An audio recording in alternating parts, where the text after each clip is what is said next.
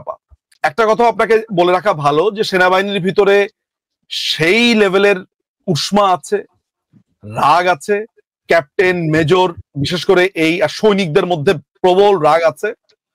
আর এটা আমার প্রেডিকশন। আমি না ভালো কিছু দেখতে পাই না। আমার কাছে বারবার মনে হচ্ছে ওয়াকারুজ্জামানকে অপঘাতে মৃত্যু হতে পারে এবং এটা করবে বাংলাদেশ আওয়ামী লীগ। আমরা সেনাবাহিনীর বিরুদ্ধে আমরা ওকে চিনতেই পারি নাই, আবার এমন বাংলার সবচেয়ে বড় বেকু, which is not, এটা আমাদের গভর্নমেন্টের আমলে নিয়োগ দেওয়া হয়েছিল। যদি সেনাবাহিনী বলতো যে আমরা আগেও নাই পিছেও নাই, তাহলে আপনি বুঝতে পারেন যে কয়েক কোটি আওয়ামী লীগের সমর্থক রাস্তায় বের হয়ে আসতো। ওয়াকারুজ্জামান শুধু আছে তার চাকরি নিয়ে আপনাকে ধরে জিওগ্রাফি বুঝিয়ে দিল, পুরা ওয়ার্ল্ডের বাংলাদেশের ম্যাপ দিয়ে ভুটান বুঝিয়ে দিল। সো